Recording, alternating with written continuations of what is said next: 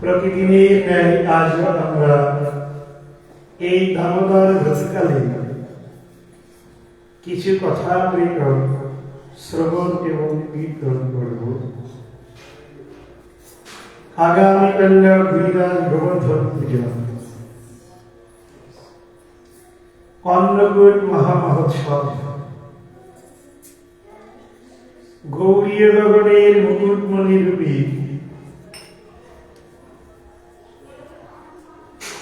যিনি যুগল ভজনের প্রকাশক, যিনি আমাদের মূল গুরু, মাধবেন্দ্র পরিপাদের কথামৃত আর ভগবান এই দামোদর ব্রতকালে কৃষ্ণচন্দ্র ইন্দ্রের দর্পকে চূর্ণ করে গিরিরাজ গোবর্ধন পূজার মহিমাকে জগতে প্রকাশ করেছিলেন। এই বিশেষ করে আমরা আগামীকাল শ্রবণ করব।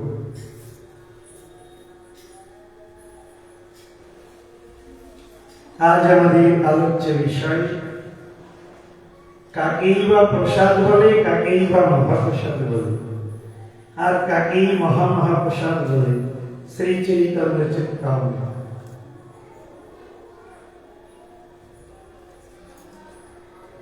যখন কোন দেবতার উদ্দেশ্যে ভোগ লাগে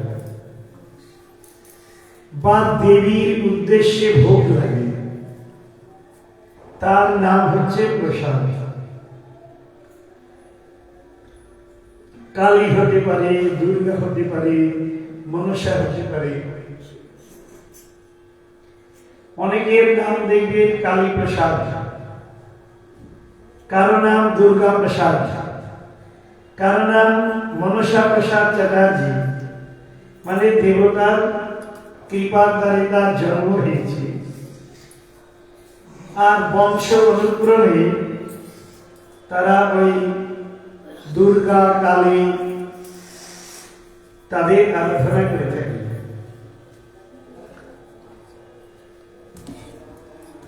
আর সেই আরাধনা করার যে প্রসাদ, তাকে শাস্ত্রীয় বিচারে অর্থাৎ দুর্গার যে ভোগ লাগে, কালীর যে ভোগ লাগে, সেগুলো সব প্রসাদ। যখন বিষ্ণু তত্ত্বের ভোগ লাগে, মৎস্য, কূর্ম, বরাহ, বামন, নৃসিংহ, রামচন্দ্র, বুদ্ধ, কল্কি, অর্থাৎ বিষ্ণু তত্ত্বের অবতারী অসংখ্যা অনন্ত যে অবতারের ভোগ লাগে, তার নাম হবে মহাপ্রসাদ। এই বিষ্ণু যে ভক্ত বৈষ্ণব বা কৃষ্ণ ভক্ত কাষ্ণ, এই কৃষ্ণ ভক্ত যে কার্ষ্ণব বা বিষ্ণু ভক্ত বৈষ্ণব যখন ভগবান শ্রী বিষ্ণুর প্রসাদকে গ্রহণ করবেন, তার যে উচ্ছিষ্ট তার নাম মহামহাপ্রসাদ। প্রসাদ অপেক্ষা মহাপ্রসাদ, মহাপ্রসাদ অপেক্ষা মহামহাপ্রসাদে লালিত এবং মাধুর্য অধিক গুণে গুণান্বিত।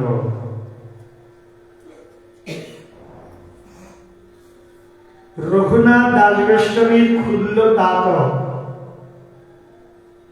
কাকে বলে? যাকে বলা হয় কাকা। ক্ষুল্ল তাত মানে কাকা, যার নাম কালিদাস। এই কালিদাস বঙ্গদেশে যত যত বৈষ্ণব বিষ্ণু ভক্ত কেউ বৈষ্ণব ধর্মকে স্বীকার করেছেন, কালিদাসের যখন কর্ণরোচনীভূত হয়েছে, শুনেছেন উনি বৈষ্ণব ধর্ম গ্রহণ করেছেন, ছলে বলে বলে কৌশলে সেই বৈষ্ণবের ঘরে গিয়ে হাজির হবে। বৈষ্ণবের ঝুটা খাইতে খাইতে হইলা বুড়া। বৈষ্ণবের উচ্ছিষ্ট গ্রহণ করতে করতে বুড়ো হয়ে গেছিলেন। এখন এই কালিদাস শুনেছেন একজন ভুইমালি, ভুইমালি মানে হচ্ছে চাষা, যারা ক্ষেত খামারে কাজ করে, এই ভুইমালি তার নাম ঝরু ঠাকুর। এই ঝরু ঠাকুর তার গৃহে কি না তিনি বৈষ্ণব ধর্মকে স্বীকার করেছেন, তারা পতিপতি। এই শুনে কালিদাস মনে মনে ভাবছেন যে কোনো প্রকারে আমাকে ওই ভুইমালির বাড়িতে যেতে হবে আর তাদেরকে উপঢৌকন প্রদান করব আর তাদের উচ্ছিষ্টকে গ্রহণ করব। এখন কালিদাস সে তো চারিদিকের ভক্তরা জানে উচ্চকোটির বৈষ্ণব। এখন কোন বৈষ্ণব গিয়ে কোন চাষার বাড়িতে গিয়ে যদি বলে তোমরা ভজন করো আর তোমাদের উচ্ছিষ্ট আমাকে একটু দাও, তা দিতে চাইবে? কারণ নিজে শ্রেষ্ঠ জানি উচ্ছিষ্টা দিদানি হবে অভিমান ভার। কখনোই আমি বৈষ্ণব এই জ্ঞান করে এসো তোমাদের হাতে প্রসাদ দিয়ে উদ্ধার করব, তাইলে জানতে হবে তার বৈষ্ণবতার হানি ঘটেছে। যারা সাহজিক প্রেম সহজিয়া, তারা গুরু বৈষ্ণবকে প্রসাদ নিবেদন করে প্রণাম করে হাত বাড়িয়ে শুয়ে থাকে, তিনি প্রসাদ দেবেন আর কে উদ্ধার করবেন। খুব মুশকিল। কেমন করে প্রসাদকে স্বীকার করতে হয় আর বৈষ্ণবের চরিত্র বা কেমন হবে, চৈতন্য চরিতামৃতকার কৃষ্ণদাস কবিরাজ গোস্বামী এই কালিদাস এবং ঝরু ঠাকুরের ইতিবৃত্তি থেকে সুন্দর করে বুঝিয়েছেন। কালিদাস দেখছেন এখন জ্যৈষ্ঠ মাস আর চারিদিকে গাছে গাছে আম পেকেছে, রসালো ফল। তিনি একদিন আম্র ফলকে নিয়ে ওই ভুইমালির বাড়িতে গিয়ে হাজির হয়েছেন। গিয়ে কালিদাস প্রথমে ঝরু ঠাকুরকে প্রণাম করেছেন, ঝরু ঠাকুরও প্রণাম করেছেন। এরপর কালিদাস ঝরু ঠাকুরের সহধর্মিণীকে প্রণাম করেছেন, তিনিও প্রণত হয়েছেন। তারপর কালিদাস তার ঝুলি ব্যাগ থেকে ওই পরিপক্ব আম্র ফলটিকে ঝরু ঠাকুরের সহধর্মীর হাতে দিয়েছেন, দিয়ে বলছেন ভগবানকে ভোগ লাগিয়ে এখন প্রসাদ পান। সহধর্মীরে গিয়ে ঝরু ঠাকুরকে শোনালেন, এই ভক্ত একটি পাকা আম নিয়ে এসেছে, শাস্ত্রে রয়েছে বৃহৎ কায়, মানে ছোট গুটি না, অনেক বড় আম, এটিকে ভোগ লাগিয়ে আমাদের প্রসাদ পেতে বলছে। ঝরু ঠাকুর বলছেন এখন দেখে দাও, কারণ বৈষ্ণব তিনি সবসময় বিবেকবান হবেন। আর ঝরু ঠাকুর ভাবছেন এখনই যদি আম ফলকে গ্রহণ করি তাইলে কি ফল ফলবে আবার কি জানি, অতএব এখন সুসংরক্ষিত থাকুক, এরপরেই ভোগ লাগিয়ে প্রসাদ পাব। এবার এই ঝরু ঠাকুরের সঙ্গে কালিদাসের অনেক তত্ত্ব ও আলোচনা শুরু হয়েছে, কারণ বৈষ্ণব সঙ্গে কেমন আনন্দিত সদা হয় কৃষ্ণ পর সঙ্গ, সদা হয় কৃষ্ণ পর সঙ্গ। আরে জেনে রাখবেন, আপনি যদি বৈষ্ণব হন, ইনি যদি বৈষ্ণব হন, দুই বৈষ্ণব মিলিত হলে কৃষ্ণ পর সঙ্গ। যদি দেখেন আম কথা হচ্ছে আপনারা দুইজনেই বৈষ্ণব না, একটা ডেফিনেটলি জেনে নিন, সদা হয় কৃষ্ণ পর সঙ্গ, নইলে এটিকে কেটে দিন, আপনি কিছু লিখুন। আজ এই দুই বৈষ্ণবের মধ্যে তত্ত্ব আলোচনা শুরু হয়েছে। এখন ঝরু ঠাকুর ভাবছেন এই কালিদাস তো দেখছি আম দিয়ে তো ঘর থেকে যাচ্ছেন, কিন্তু স্থান দখল করেছে, তাইলে রাত্রিতে যদি বাস করে তাইলে তো ভোজন করাতে হবে, আর আমি তো ভুই মালি, আমার বাড়িতে এত বড় বৈষ্ণবের তো ভোজন হবে না। ঝরু ঠাকুর পাশের এক ভক্তের বাড়িতে বলতে গেছেন যে আমার গৃহে একজন ভক্ত এসেছেন, যদি জরুরত পড়ে তবে আপনার গৃহে তার প্রসাদ সেবা হবে।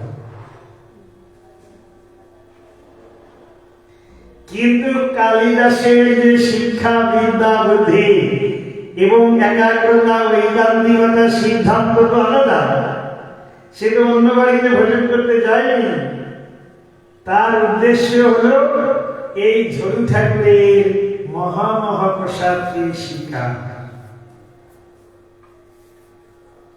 কালিদাস দেখলেন এটা ভোগ লাগাচ্ছে, আর আমি যত দেরি করবো তত অসুবিধা হবে আমারই, কেন আমাকে তো উত্থাপন করতে হবে। একই কাজ করি, প্রণাম করে প্রণত হয়ে স্থান পরিত্যাগ করে। কালিদাস ঝরু ঠাকুরকে প্রণাম করেছেন, সহধর্মিনীকে প্রণাম করে এইবার ঘরের বাইরে চলে যাচ্ছেন। ঝরু ঠাকুর দেখছেন কালিদাসের মতো এইরকম উচ্চকোটির বৈষ্ণব এসেছেন আমার গৃহে, যখন প্রত্যাবর্তন করছে, তাইলে অনুব্রজা কোন উত্তম বৈষ্ণব আমার গৃহে আসলে তার পিছনে পিছনে এগিয়ে দিতে হয় তাকে। এই এক প্রকার ভক্তি অনুষ্ঠান, একে বলা হয় অনুব্রজা বা অনুব্রজী। ঝরু ঠাকুর পিছনে পিছনে এগিয়ে গেছেন, তার সহধর্মিনীও বেশ একটু এগিয়ে গিয়ে কালিদাস বলছেন ঠিক আছে আসুন, সন্ধ্যা লেগে এসেছে, এনারা ভোগ লাগাবেন, বৈষ্ণব বাক্যকে স্বীকার করতে হবে, প্রসাদ পাবেন, আরতি করবেন।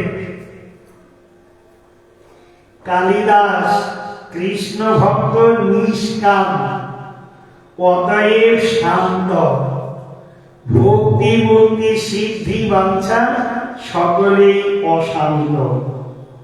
শোনো অখিলেশ, কৃষ্ণ ভক্ত যেহেতু নিষ্কাম, সে সব সময় শান্ত শিষ্ট, আর ভক্তি মুক্তিকামী সবসময় অশান্ত, ধীশক্তি সবসময় দৌড়ে বেড়ায়, ঘাটে বাটে সাথে নাটে, ভুলোকে ধুলোকে নাগলোকে, সবসময় অস্থির।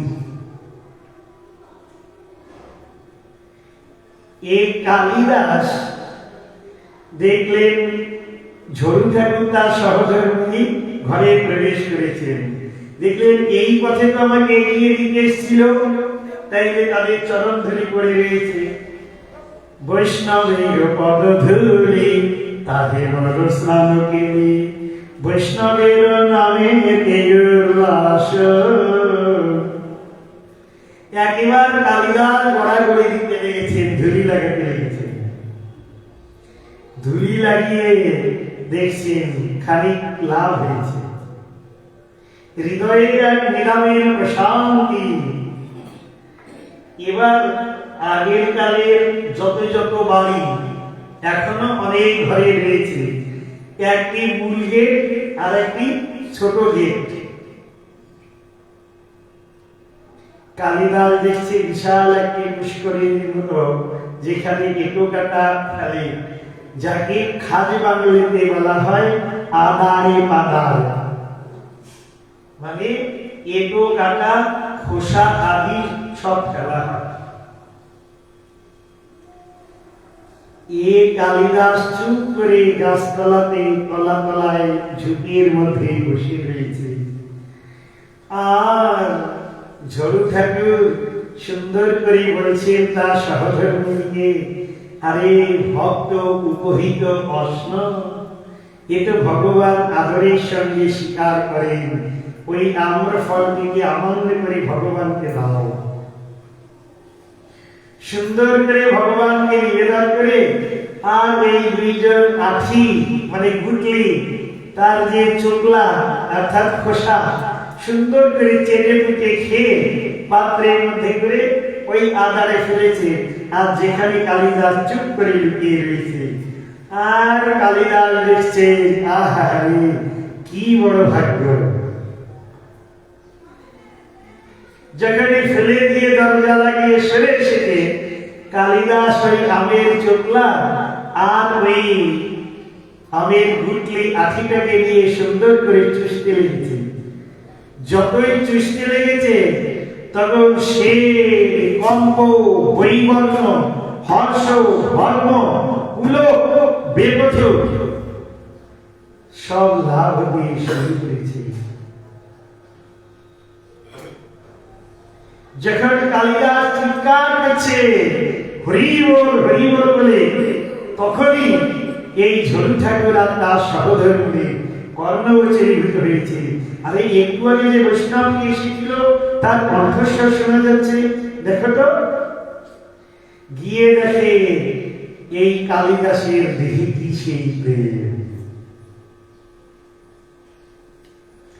কালিদাস দেখলেন আমি যদি আর কিছুক্ষণ এখানে দেরি করি, তাইলে ঝরু ঠাকুর আবার আমাকে আকর্ষণ করবে, আমাকে সম্মান করতে শুরু করবে।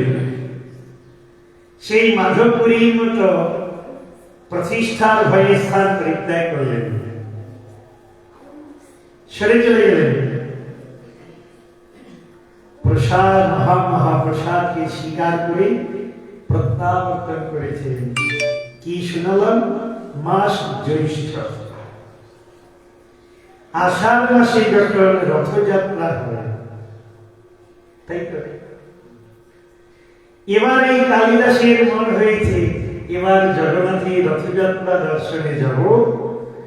আর জগন্নাথ দেবের রথযাত্রা দর্শনের সঙ্গে মহাপ্রভু নিত্যানন্দ, অদ্বৈত, গদাধর, শ্রীবাস, তারপর শিবানন্দ সেন, গৌড়ের ভক্তগণ, সেই সঙ্গে রাঘব পণ্ডিত আদি ভক্তের দর্শন হবে।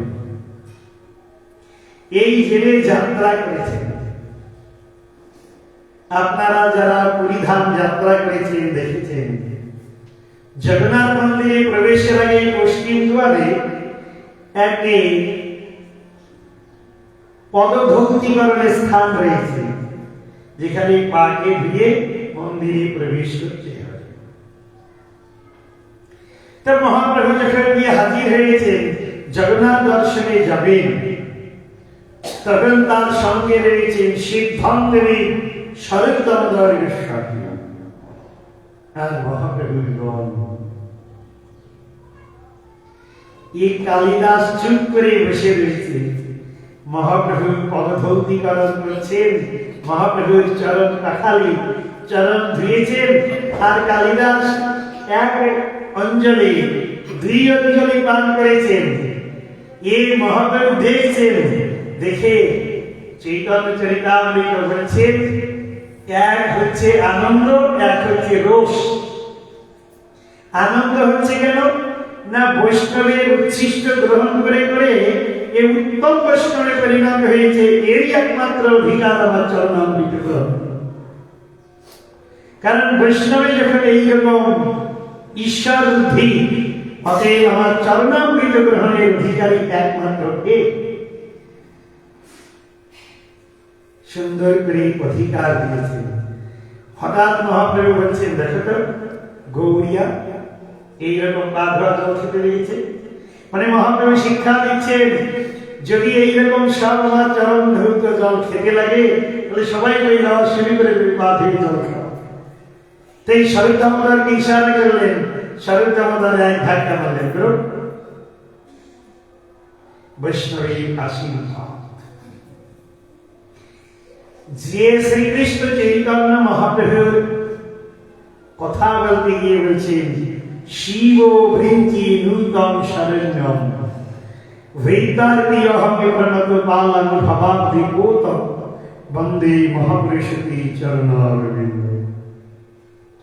যেখানে শ্রী ব্রহ্মা নারদ কপিল মুনি ব্যাস যে চরণতন্দের হদিশ পান, আর সেই মহাপ্রভু চরণ ধৌত করণ জল চরণামৃতকে কি আদরের সঙ্গে কালিদাস স্বীকার করার অধিকারী হলেন। মূলে ওই বৈষ্ণবের জুঠা খেয়ে খেয়ে উচ্চকোটির বৈষ্ণবে পরিণত হয়েছে। বৈষ্ণবের উচ্ছিষ্ট তাকে মরমনিষ্ঠ, বৈষ্ণবের নামে উল্লাস। বৈষ্ণবের উচ্ছিষ্ট গ্রহণে এত বড় ফল। এই জন্যই বলেছেন, যদি কালী হোক, দুর্গা হোক, শিব হোক, ভগবান বিষ্ণুর ভোগ লাগানোর পর এই দেবতার উদ্দেশ্যে ভোগ লাগে, তবে সেটি কিন্তু আর প্রসাদ থাকবে না, সেও আবার মহামহাপ্রসাদে পরিণত হবে। সে আদরের সঙ্গে গ্রহণ করা যাবে। কিন্তু ব্রাহ্মণগণ স্বতন্ত্র ঈশ্বর ঈশ্বরই জানে, দেবতার উদ্দেশ্যে নিবেদন করে। এই জন্যে সেই দেবস্পর্শ প্রসাদকে কখনোই মহা প্রসাদ গ্রহণকারী ভক্ত স্বীকার করেন না।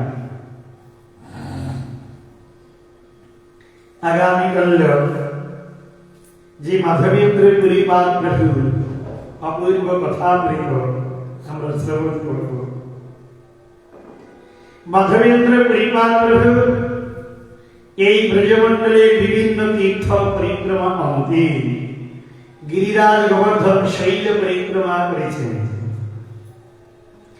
গিরিরাজ গোবর্ধন সাক্ষাৎ গিরিধারী গোপাল। অনেকে বলে, ভাই তুই কয় ঘন্টায় পরিক্রমা করিস? 6 ঘন্টায়। আমি তো 4 ঘন্টায় করে দিই। আরে ভাই, এইরকম 4 ঘন্টা 6 ঘন্টা কি পরিক্রমার একই ঘন্টা গোনা নাকি? এই ঘন্টা গণনা গণনা না। গিরিরাজ গোবর্ধন সাক্ষাৎ গিরিধারী গোপাল ভগবান, তার প্রদক্ষিণ হবে। এই হবে ভক্তের দীক্ষার ইচ্ছা। সাক্ষাৎ ভগবান এই শৈল পরিক্রমা করে মাধবেন্দ্র পুরীপাদ গিরিরাজ গোবর্ধনের পাদমূলে একটি কুণ্ড, যার নাম গোবিন্দ কুণ্ড। আর গোবিন্দ কুণ্ডের কূলে রয়েছে একটি বটবৃক্ষ। আর এই বটবৃক্ষের তলদেশে বসে বসে হরে কৃষ্ণ কৃষ্ণ কৃষ্ণ হরে হরে, হরে রাম রাম রাম হরে হরে। যারা গেছে জানেন, একে গোবিন্দকুণ্ড, সামনে গিরিরাজ, সুন্দর করে নামানন্দে বিভোর। যে তোমার শরণ লয় তার বাঞ্ছা পূর্ণ হয়। যে করে খায় তার জন্য তো সে স্বাবলম্বী, আর যে করে না ভগবানের জন্য করে তার জন্য ভগবান করে। তার প্রমাণ মাধবেন্দ্র কৃপা। মাধবেন্দ্র কৃপা করে নাম করতে লেগেছে। আর গিরিরাজ গোবর্ধন সামনে, যে গোবর্ধনের চোখ দেখা যাচ্ছে না, পা দেখা যাচ্ছে না, হাত দেখা যাচ্ছে না, মুখ দেখা যাচ্ছে না, আবার সব করে কথা শুনে, খায় নাই ঘুমায় চলে। এবার এই গিরিরাজ গোবর্ধনকে সামনে রেখে নাম করতে লেগেছেন। মাধবেন্দ্র পরিবার পরিশ্রান্ত, ক্লান্ত, পিপাসার্ত, ক্ষুধার্ত, সেই সঙ্গে অযাচক বৃত্তি অবলম্বনকারী সাধু। কার কাছ থেকে কিছু চেয়ে খাবে না। আবার পিপাসার্ত, ক্ষুধার্ত, পরিশ্রান্ত, ক্লান্ত। আমাদেরকে যদি একটা স্পর্শ করে আমরা সব ভুলে যাই। আর মাধবেন্দ্র পরিবার সব এসে গ্রহণ করেছে। মাধবেন্দ্র পরিবার প্রভৃত হরিনাম করতে লেগেছে। খিদে লেগেছে লাগ, পিপাসা লেগেছে লাগ, পরিশ্রান্ত হোক, ক্লান্তি ঠিক আছে, কিন্তু নামকেই প্রাধান্য দিয়েছেন সামনে গিরিরাজ। গিরিরাজ দেখছেন আমার জন্য ভাই এই কায় মন বাক্যকে সমর্পণ করেছে, অতএব এর দায়িত্ব তো আমার। গিরিধারী গোপাল সুন্দর গোপাল বেশি এক ভাণ্ড দুগ্ধ নিয়ে এসে বলছিলেন, মাধবেন্দ্র পুরী এ চোখ বন্ধ করে নাম করছিলেন। মাধবেন্দ্র পুরী ভাবছেন আমার নাম হট করে কে জানলো ভাই, আমাকে ডাকছে। চোখ মেলেই দেখে একটা বাচ্চা, কি অপূর্ব লালটুর চেহারা। দেখেই মাধবেন্দ্র পরিবার জিজ্ঞাসা করছেন, আরে ছেলেটা কি নাম তোমার, বাড়ি কোথায়? ছেলেটা বলছে এত কথা বলার আমার সময় নাই, আমি এখন সন্ধ্যা লেগে এসছি, গাড়ি ধোয়াবো, তুমি এই দুধ পান করো, পরে এসে পাত্র নিয়ে যাব। মাধবেন্দ্র পরিবার বলছেন তাইলে একটু তো পরিচয় পেলাম, গাড়ি ধোয়াবে সন্ধ্যে লেগে এসেছে, তাহলে গোয়ালের ছেলে বটে। কারণ কৃষ্ণ তো গোপাল, সে তো সত্যি গোপানন্দন, তিনি তো গোপকুমার, তিনি তো সত্যি গোয়ালা। ভগবান কৃষ্ণ কিঞ্চিত তুমি আত্মপরিচয় দিয়ে দিলেন। এবার এই গোপাল তো হাওয়া। মাধবেন্দ্র পরিবার দুধকে পান করেছে, পান করে দেখছেন ভাই এত জীবনে কত দুধ পান করেছি, এইরকম স্বাদ তো কোনদিন আস্বাদের ভাই। আরে ভাই অন্যান্য যে দুধ সে তো অন্য কারে অন্যে রাখে, অন্যে ছয়, আর একটু সাক্ষাৎ ভগবান স্পর্শ করে বহন করে নিয়ে এসেছেন। এই যে যার জন্য সবাই আছে তার জন্য সবাই, আর যার জন্য কেউ নাই তার জন্য কৃষ্ণ। এই জন্যে আজ ওই দুধকে পান করে মাধবেন্দ্র পরিবার ভাবছেন ছেলেটা ভুলে গেল, পরে সে পাত্রটা নিয়ে যাব, ওই আসতে করি প্রতীক্ষমা। প্রভুপাদ বলছেন ভক্তিবিনোদ ঠাকুরের ভাষ্যে, ভক্ত সর্বক্ষণ প্রতীক্ষমানা হবেন। আজ ভগবান বোধহয় সময় পান নেই, আমার থেকে বোধহয় আরো ভালো ভক্তের কাছে গেছে, কালকে বোধহয় আমাকে দেখা দেবে, আমাকে দয়া করবে। আমি যদি শ্রীমন্ত বিশ্ব অমৃতস্য পুত্রা হই, কেন ভগবান দেখা দেবেন না? অবশ্যই দেবেন। বোধহয় আর সময় আপনি কালকে দেবেন। প্রতীক্ষমান মাধবেন্দ্র কৃপা, প্রতীক্ষমান। এবার মধ্যরাত্রি নয়, শেষ রাত্রি, একটু তন্দ্রা ভাব এসেছে। তন্দ্রা ভাব মানে না ঘুম না জাগা। আমার তো রোগে হয়, কিন্তু আপনাদের প্রেমে হয়, না ঘুম না জাগা।